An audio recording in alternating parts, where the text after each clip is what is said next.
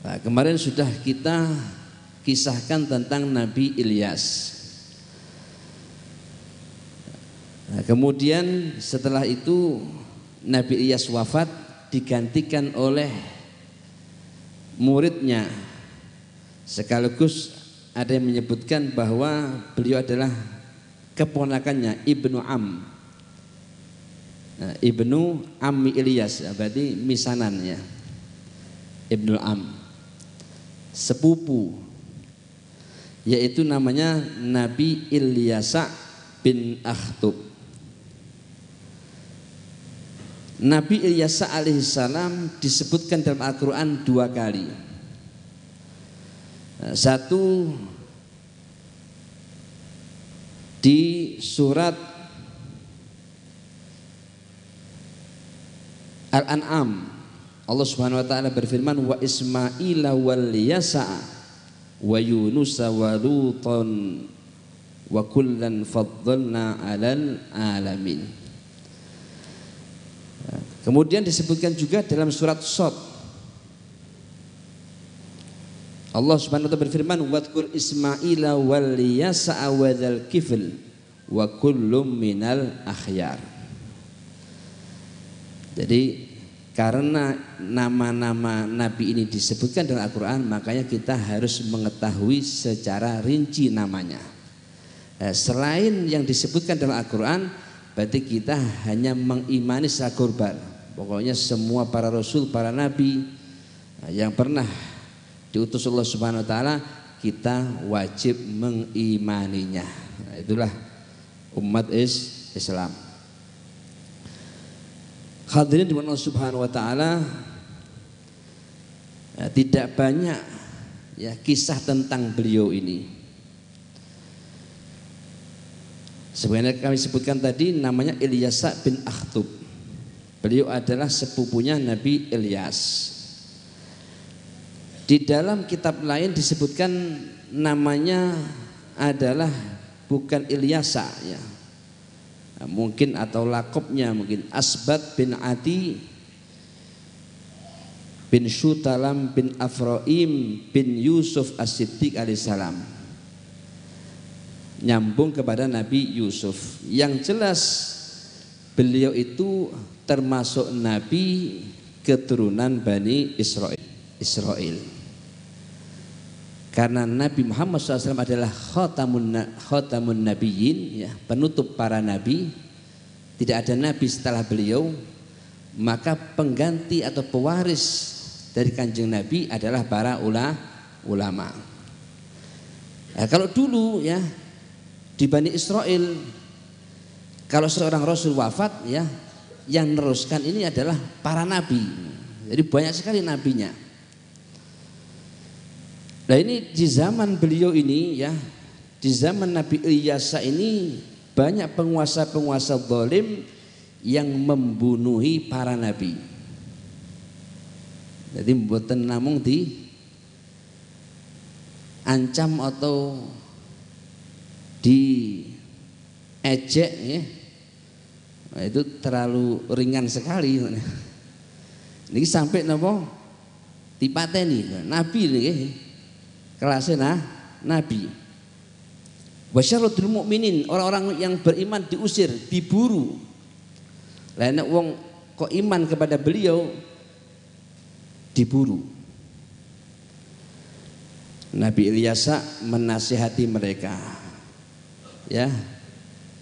Memberikan wanti-wanti kepada mereka, awas kalau kamu terus lakukan semacam ini, nanti azab Allah, siksa Allah akan turun. Tapi bagaimana tanggapan mereka? Walakinnahum lam ya'bahu bidakwatih, gak ditoleh blas ya, tidak direspon sama sekali nasihat beliau ini, gak digubris sampai akhirnya beliau wafat. Jadi sampai wafat, akhirnya setelah beliau wafat ya, wasallatu ala bani Israel man yasumuhum su'al adzab. Nah, akhirnya setelah beliau wafat, maka Allah kirimkan orang-orang yang menimpakan kepada mereka azabnya. Jadi penguasa-penguasa yang zalim, yang mendolimi sesama mereka. Hadirin dimana subhanahu wa ta'ala, disebutkan ya, salah ulama ahli tarikh menyebutkan bahwa dakwah beliau itu ada di kota yang namanya Banias, salah satu kota di negeri Syam. Kalau saat ini masuk daerah Syria, ada daerah namanya Banias. Dan sampai sekarang ya, kota yang namanya Banias itu masih ada sampai sekarang ya, di daerah Syria sana. Jadi begitulah ya akhir kisahnya Nabi Ilyasa alaihissalam. Beliau berdakwah meneruskan Nabi Ilyas ya, gurunya juga sepupunya. Beliau menasehati ya, menegur mereka, tapi ternyata tidak digubris oleh mereka sampai beliau wafat. Hadirin Allah subhanahu wa ta'ala, sekali lagi ya, di antara hikmah yang bisa kita petik ya, sama seperti kemarin ya, Nabi Ilyas, bagaimana beliau berdakwah sampai akhir, secara zahir tidak kelihatan manfaatnya, secara zahir tidak kelihatan ada yang ikut kepada beliau. Tapi apakah Nabi Ilyas dikatakan gagal? Ya, hasya wa kalla ya. Kelasnya Nabi tidak ada kata gagal. Ya, itulah pelajaran bagi kita. Jadi ketika kita mengajak kepada kebaikan, maka jangan kita kalau tidak dapat hasil kemudian kita putus harapan ya. Wis gene manfaatnya, tidak. Lihat para nabi ya, Nabi Ilyas, Nabi Ilyasa, dan nabi-nabi yang lain masih banyak. Mereka berdakwah bukan sehari dua hari, bukan setahun dua tahun, puluhan tahun umatnya tidak beriman.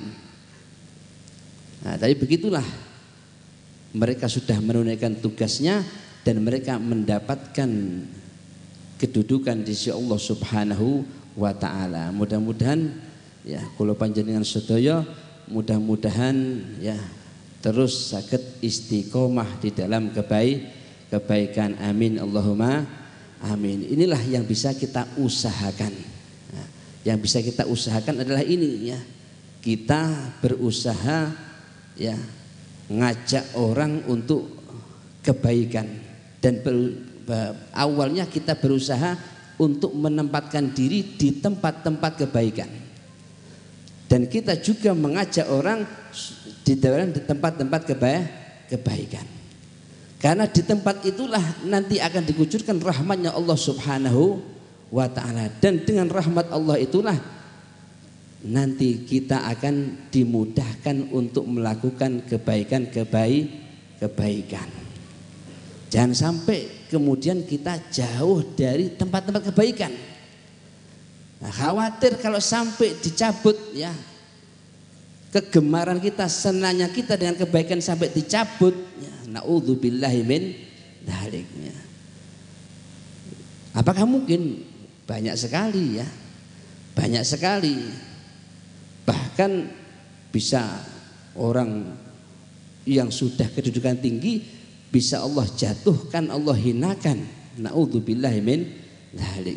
Jadi yang bisa kita usahakan adalah sebagaimana sabda Nabi Muhammad SAW ya, kita disuruh untuk berada di tempat-tempat kucuran rahmat Allah Ta'ala. Dengan demikian insya Allah kita akan dibimbing untuk bisa mendapatkan kebaikan. Mudah-mudahan Allah Subhanahu wa taala berikan taufik kepada kita semuanya bisa istiqomah, amin amin ya rabbal alamin. Insyaallah pertemuan berikutnya adalah Nabi Yunus. Mudah-mudahan sedaya diparingi panjang umur, sehat afiah, kemudahan dalam segala urusan, bisa berjumpa lagi di pertemuan yang akan datang fi khairin wa lutfin wa afiyah. Niki ingkang sagedipun sampai akan kalangkungipun pamboten ingkang kathah. Hadza minna afu minkum. Assalamualaikum warahmatullahi wabarakatuh.